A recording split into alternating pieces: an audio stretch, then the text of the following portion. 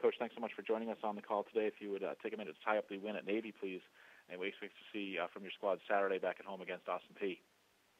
I thought it was a big win for our program. Got a lot of respect for them. They had a 17-game home winning streak and never lost a home game in our conference. It's a tough place to play against a very disciplined team and a really good football team. Didn't think we played our best game. A lot of that had to do with them, but I was really happy with how our kids responded to being in a pressure situation, and we made enough plays to get out of there with a win. We'll take questions for Coach Frost, please. *1 on your telephone keypad to join the queue, then the operator will introduce you. We'll take our first question from Dan Tortora with WakeUpCallDT.com. Good afternoon, Coach. How are you? Good, Dan. How you doing? Doing well. So looking at where the team is at this point, obviously you came in last season and tried to, work to change the culture and the environment and get the team doing what you need them to do. The turnaround seems to be very quick in Central Florida as far as implementing your plan and then seeing the success of it.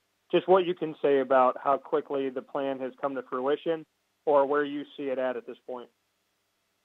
Well, where I see it at this point is nothing that we've accomplished matters, and I know coaches say that, but I don't feel any different going into this game than I did Game 7 last year. The next one is the most important one, so we're not going to lose focus on what we're doing, and we're going to get as prepared as we can every week.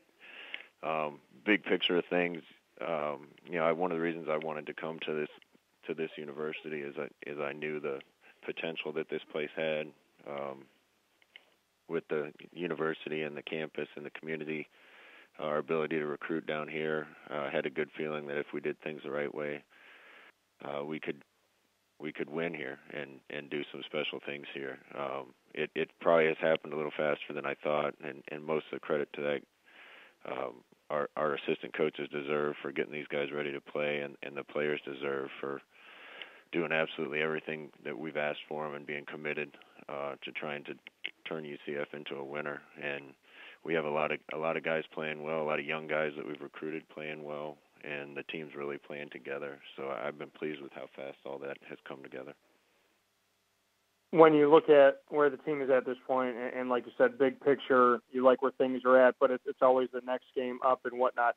What have some of your biggest notes have been? I know the team is in a good place at 6-0, but what are some of those things that you've written down and saying, I want to make sure we improve in this or focus on this? Some of those key areas where, any good coach knows whether you're undefeated or not, you can always get better. Where are some of those places that you can get better?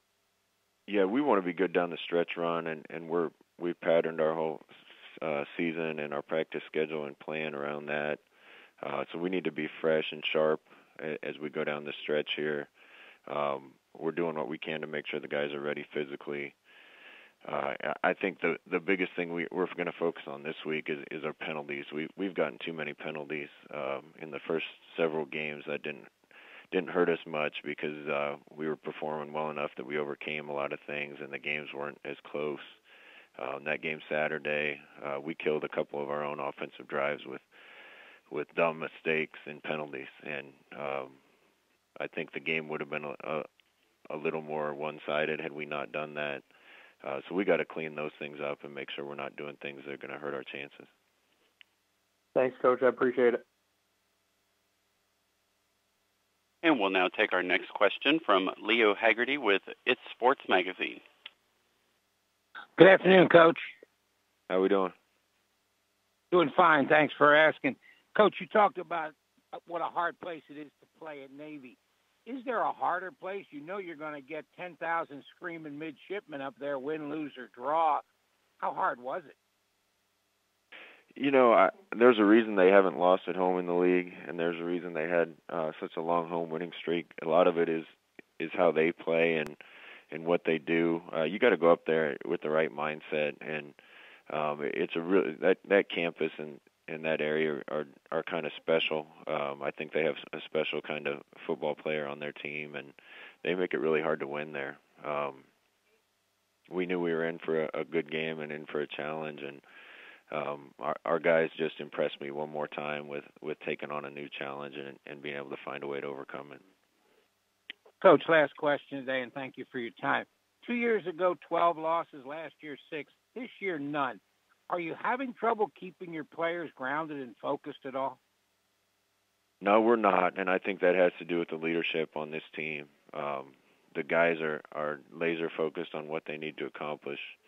I've been really impressed with their preparation, and they really haven't had a letdown. It's hard to play your best game every single week, but our guys have gone out and performed every game so far this year.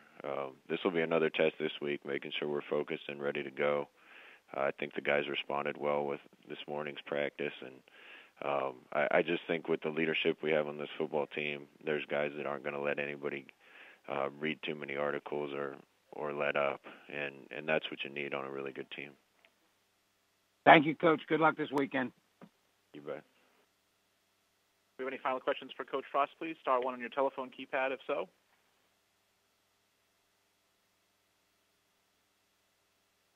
Coach, thank you for your time today. Look forward to hearing from you once again next Monday. You bet.